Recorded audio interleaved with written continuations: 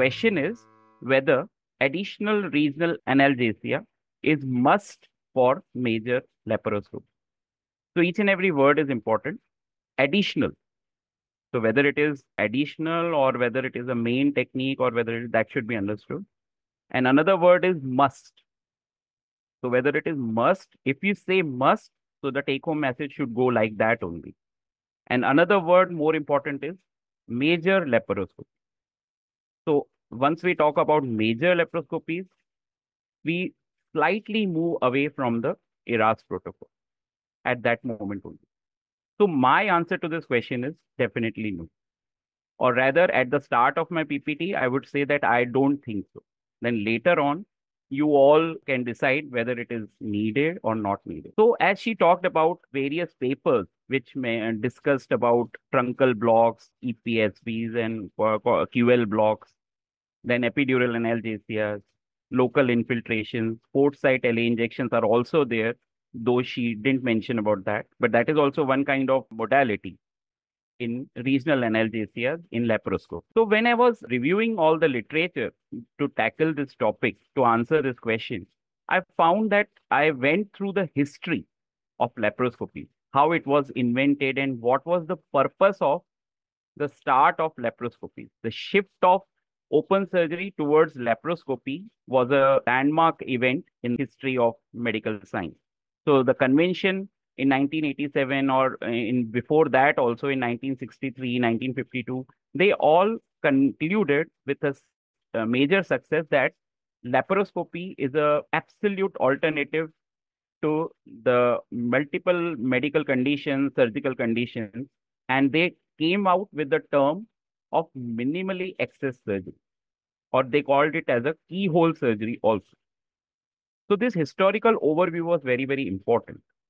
So as this is a historical landmark, if we negate this purpose of minimal access by giving so much of anesthesia, so much of other techniques, we are absolving with this very good purpose. So this was invented with a purpose, as I told. And what are the other purposes and benefits? The very own first purpose was less pain. And that's what the surgeons say. Ki pain come hota hai, and that has become the bread and butter for those all the surgeons. But I will come to it as a pain physician. I will clear it that what does it actually mean. It is a minimally invasive surgery. There is less tissue wear and tear, obviously, as it is obvious. The surgical incision is almost, it is a pinhole or keyhole type. So there is less anatomical distortion, there is less tissue cutting. So they propose it that these are the reasons for less pain. But I will definitely clarify this. And obviously, ERAS protocol, early discharge, early ambulation, lesser wound infections. And with this, the daycare concept started, basically. So this was all the mentioned in this article, which established the advantages of laparoscopic surgeries in very much detail. Then came this paper when I was finding out that what are the other modalities of anesthesia and analgesia in laparoscopy. So they clear cut mentioned that regional anesthesia and analgesia is like a lazy cheetah. It can be spotty, it may not work. Many times they see that epidural analgesia has patchy effect, no adequate effect, failures and improper effects, abnormal complications. So ultimately, if we compare it with other modalities, so definitely it will be a lower hand. But here we are going to discuss that whether additionally it is needed or not. So further, I reviewed the literature.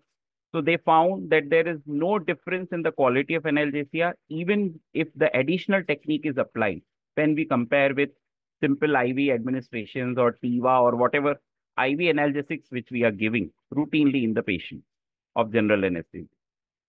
Then came this prospect review.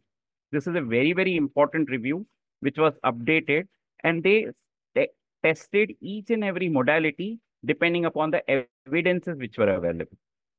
I will come to it in next slide. Also, there was a study for enhanced recovery where analgesic techniques were suggested, and ultimately they did the favor to IV PCA devices, IV PCA regime. So they gave it a upper hand when compared with other modalities of analgesia only. Here again, we are talking about additional methods. We have given general anesthesia to all laparoscopies. Only we need an additional method, whether we need it or not. So this is a prospect review which I was talking about. They have clear-cut suggested the recommendations depending upon the evidences.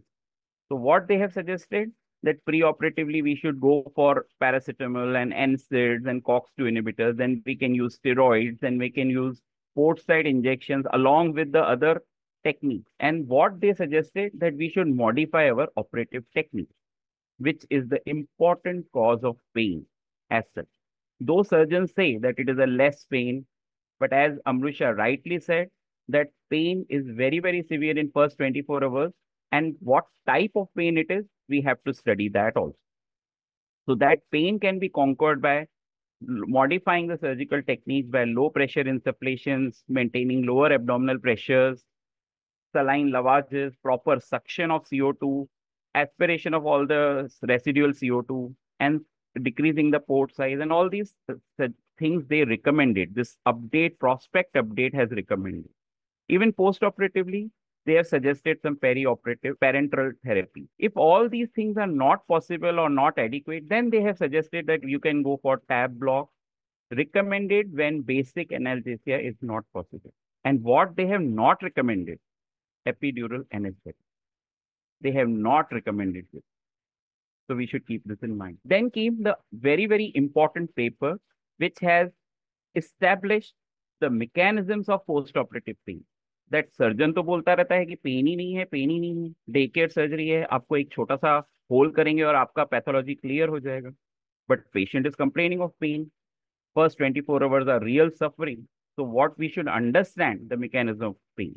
So what type of pain it is? I'm a pain physician. It is not a neuropathic pain, definitely. It is not a nociceptive pain also. So though as routine, it is a mixed pain, but it is a different type of pain. It has a complex mechanism. There are various reasons behind that. CO2, peritoneal stretching. So it is kind of a discomfort. It is a severe discomfort and very, very unpleasant sensation to the patient due to residual CO2, due to duration of surgery. There are various other factors. Rate of CO2 insufflation is very, very important. Duration of surgery is important. And also, rate of desufflation is important. So, desufflation of CO2 as well as insufflation of CO2 both are responsible for complex type of pain experienced by patient. Another journal which suggested studied on the major laparoscopies, as the topic title suggested, major laparoscopy. So I reviewed this major laparoscopy. What they concluded that post-operative pain, howsoever, was best controlled by IV PCA, and there is a stronger level of evidence as compared to other modalities of pain relief. So even in major laparoscopies, epidurals or additional other modalities are at the lesser level. This paper again, JAMA surgery, very important paper, also suggested the underlying mechanism, and they also recommended that if surgical techniques are modified a bit, this complex pain can be conquered. Now, this paper, which may go against me, Amrusha can use it, but this paper compared various analgesic techniques amongst themselves. They have not compared it with IV techniques. They have suggested that epidural has a highest level. So we don't need a paper for that. We definitely have enough of literature in support of epidural. But what they have suggested that there are specific problems, like it will increase the hospital stay, the cost will be added. Then when they studied TAB blocks, UL blocks, and EPSB, the level of evidence declines. But they have their own advantages and disadvantages. We studied properly, and they have compared the analgesia techniques amongst them. But none of the paper has suggested the need of epidural analgesia or additional analgesia. They all suggested about the quality of individual technique, that epidural is better, quadrator lumborum is better. We can study those blocks, but none of the paper has studied the need of the epidural or additional analgesia, whether there is need or not. So this paper has studied the need of epidural analgesia. So this is actually a book, 30 pages clinical trial.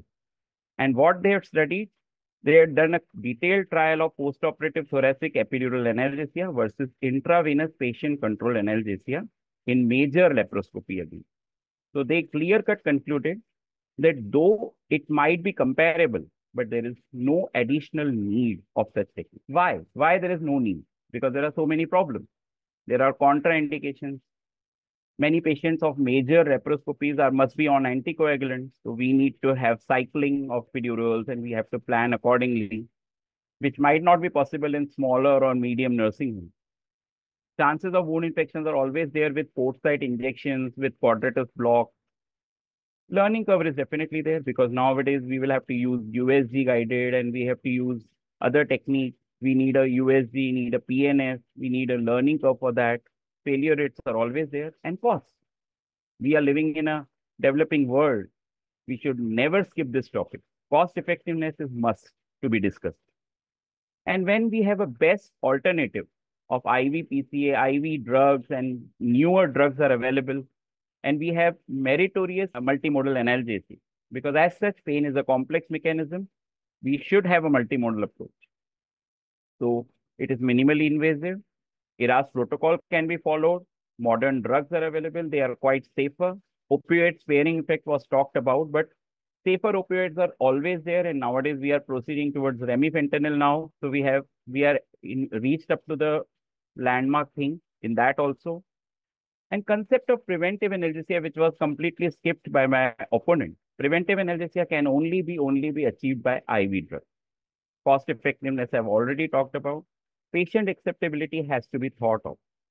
In most of the smaller and moderate nursing homes, staff acceptability is also not there. Staff training is not there. Who will give epidural top-ups? Who will monitor the patients? And multiple things are attached to that. And we can titrate and better control with IV drugs. So basically, my point is that we cannot find the clear-cut contrast in any of the situations in medical science. This is not nature. Medical science is always intrigued with multiple intricacies.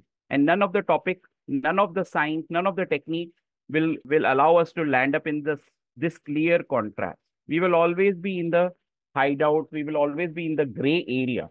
It is our clinical decision. It is our expertise. It is our experience. It is our resource availability, which will help us in deciding the proper technique for our patients, and safety of the patient should be kept in mind and should be taken the proper. Thank you.